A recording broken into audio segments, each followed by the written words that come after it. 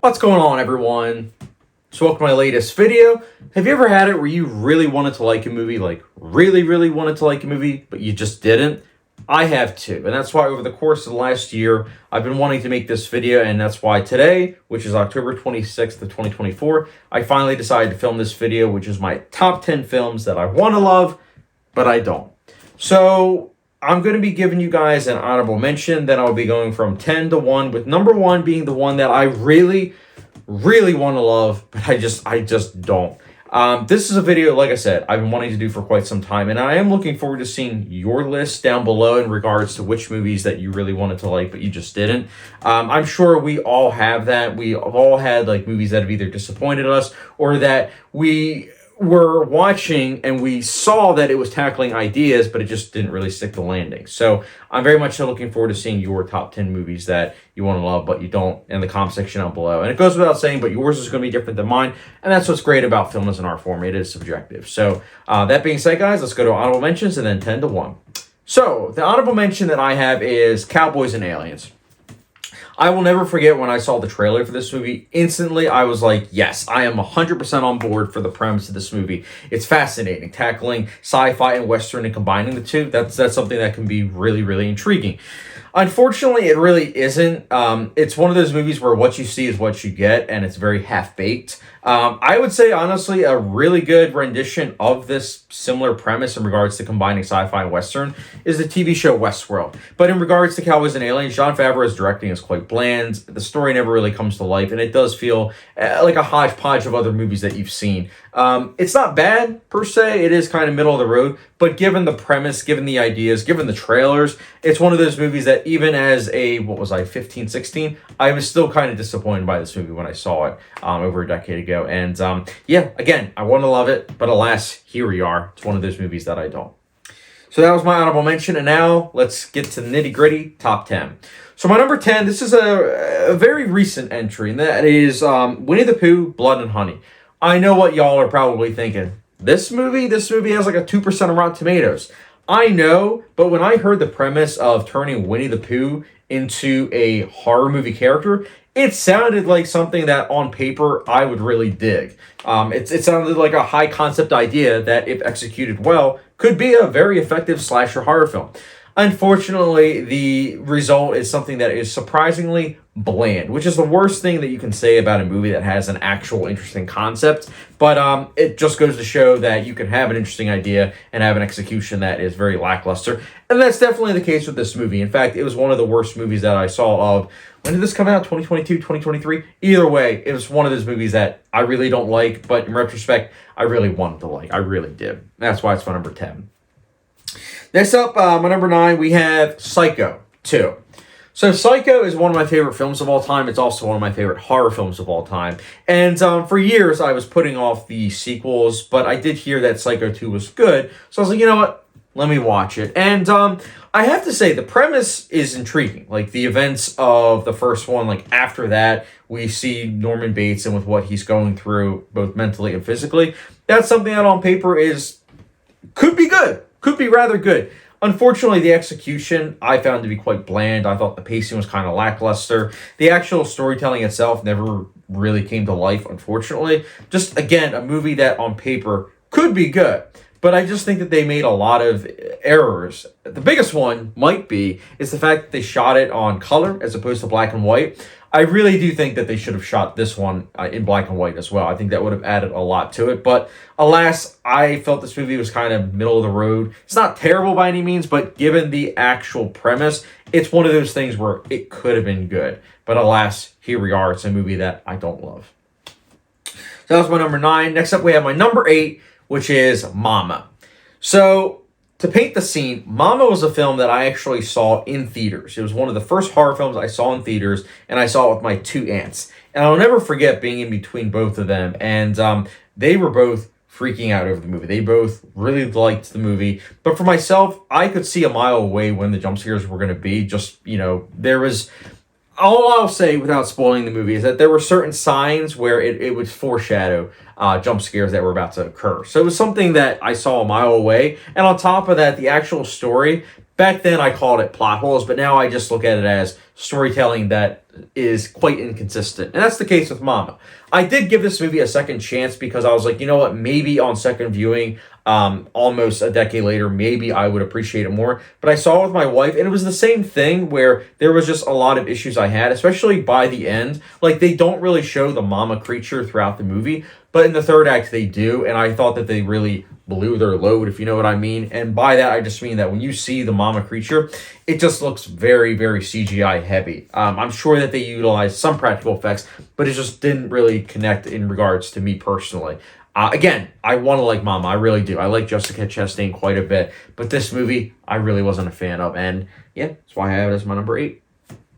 Next up, my number 7. This was a film that came out, ironically, the year before Mama. And that is Snow White and the Huntsman. So, before there was Winnie the Pooh, Blood and Honey, there was Snow White and the Huntsman, where you take a adaptation that is geared towards younger audiences, and you make it geared towards adult audiences, or teenagers to adults, I should say.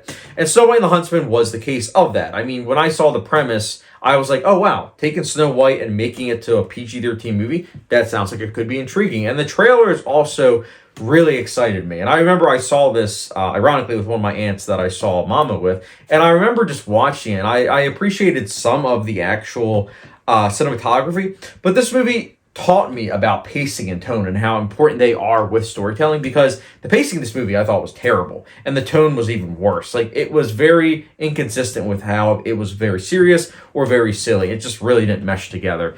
And also some of the elements just really were like, okay.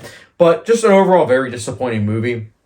One of those 2012 movies where I wanted to like it quite a bit, and I still do. Like, looking back, I really wanted to like this movie, and I even gave it a second chance when I got it out the DVD at my local library like years ago, but I still didn't like it. So it's one of those movies where I did give it a second chance, but still wasn't a movie that really rung for me, unfortunately, and that's why I have it as my number 7. Next up, my number 6. This is a quite recent movie. It came out last year, and that is my number 6, Full River Red. This is a movie you probably haven't heard of. Most people haven't. I had heard about it because it's the same director that did Hero and Shadow. Both films I own. I own Hero on Blu-ray and I own Shadow on 4K. I like the director quite a bit. He has an eye for visual effects, for cinematography, for costume design. He's a very good director. So going into this movie, I was quite excited, especially seeing that it was a mystery film. But the overall effect was a film that I really didn't like. It was very, very long. I wasn't a fan of the pacing. The score was something that was quite distracting. And the overall mystery itself was kind of like, The political intrigue also was like, Again, one of those movies where you read the premise and you say to yourself, how could they mess this up? And then you watch the movie and you're like, oh, they messed it up because of this. It's just one of those things where it's quite frustrating, and I don't really know where to begin in regards to all the issues. It's one of those films where, again, maybe a different director, maybe a different scriptwriter, I don't know. But it's just one of those movies where I really wanted to like, but alas, here we are. Full River Red is my number 6. Next up, we get into nitty gritty, top 5. So my number 5, we have Pay It Forward. This is the film that stars Haley Joel Osment, Kevin Spacey, Elle Hunter. It's one of those films that I saw the first 30 minutes in 7th grade, and we were supposed to finish it, but we didn't. Our class, for some reason, didn't finish it. So it was always one of those films that I knew I had to actually watch. And earlier this year, I actually sat down to watch the movie, and it's a really interesting premise. Like, the premise of actually paying it forward, like, hey, I'm going to do a good deed, and then I'm going to spread the word to 3 other people, and then those 3 other people are actually also going to pay it forward. That's a great idea, and it's one of those things where it's like, oh, it's very sweet, and I really appreciated that.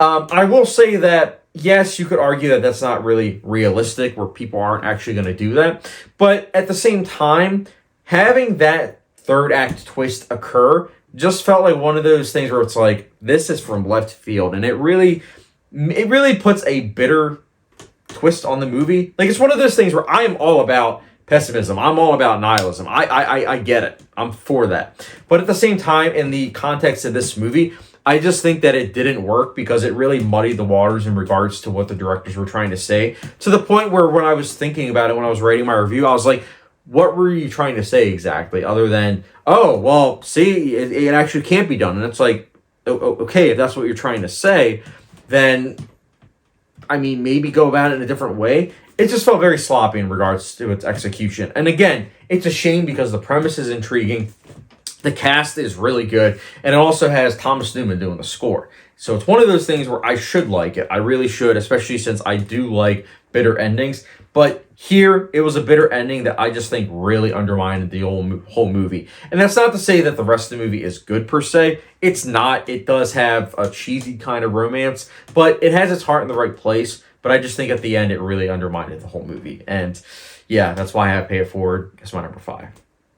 Next up, my number 4, we have Knight of Cups. So this is a film that I will never forget. I saw the trailer several times when it first came out. I was very much so looking forward to watching it. And then when I finally did, I just thought it was so dull. And I was surprised by it because, again, the trailer just looked so intriguing. And also, at this point in time, when I saw it, I think it was like 2017, I liked Terrence Malick. At that point, I really liked The Thin Red Line. And I think I might have rewatched The Tree of Life. And so I think I started to like that movie at that point in time. Badlands I liked. So it's one of those things where at that point I was growing an appreciation for Terrence Malick. But watching Knight of Cups, I struggled with it mightily. And again, it just goes to show that you can't really... If you watch a trailer, it's setting up expectations that probably won't be able to be met. But even still, I like Terrence Malick. So watching this movie and just finding this slice of life movie that's also experimental, for it to kind of land with a thud, is something that I found to be quite disappointing. And again, I want to love this movie. I really do. Maybe I'll watch it again in the future, but I really haven't had that inkling to revisit it because of just how much I just wasn't a big fan of it, despite wanting to love it. That's why I have it as my number 4. Next up, my number 3, this is a film that for the longest time, it was actually my go-to of saying that I want to love it because it has such a great premise, but just don't. And that's my number 3, which is The Purge. You hear the premise of The Purge, and immediately you're like, wow, this is a brilliant idea. How can you mess this up? And the answer, well, it's simple. How you mess it up is you turn it into a very conventional home invasion movie. Like, this is one of those movies where it is so conventional, and it really shouldn't, given the premise. And I know what some people might be thinking, oh, it's just trying to have fun. But it's one of those things where it's like, if you're teasing certain ideas and then you actually don't try to dive into them, it can be very frustrating, at least for me, because I love ideas in regards to movies. Like, thematic richness in a movie is something that I love. Complex characters are something that I love. This movie didn't offer that at all, but it does offer the potentiality of these things occurring. But unfortunately, it didn't. So I really was disappointed by this movie. In fact, I've stuck along with the entire franchise of The Purge. Like, I've seen the sequels, and it's the same thing every time where I'm like, this is something that could be intriguing, but unfortunately the execution is very lackluster. But it all started with The Purge, and that's why I have The Purge as my number 3. Next up, my number 2, this one I added recently to my list because I did give it a second chance back in, I think it was 2021, and that is The Bourne Legacy, which I own The Bourne Legacy because it's part of a set, and I saw it in 2012, like August of 2012, with a friend, one of my best friends. Shout out to John Shields.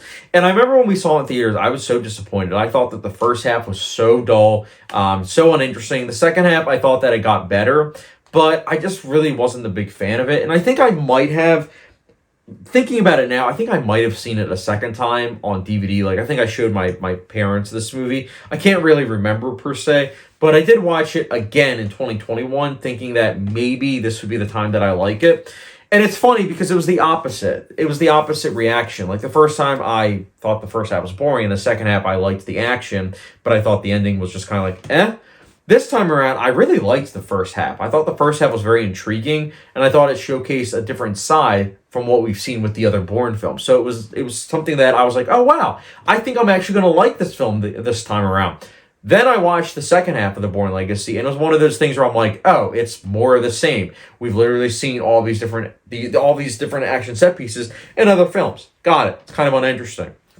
And then the ending is setting up a crossover, but it really falls flat. So again, it's one of those movies where on paper, it sounds amazing. It sounds like something I should like, especially just diving into the psyche of, a hitman like this. That's something that intrigues me. It really makes me think. But in execution, that second half really dropped the ball. And it's just interesting how time can change, though, where it's like, again, first half I thought was boring, but now it's one of those things, the first half I like, the second half I don't. So just goes to show that things can change. But yeah, Bourne Legacy, not a fan of it.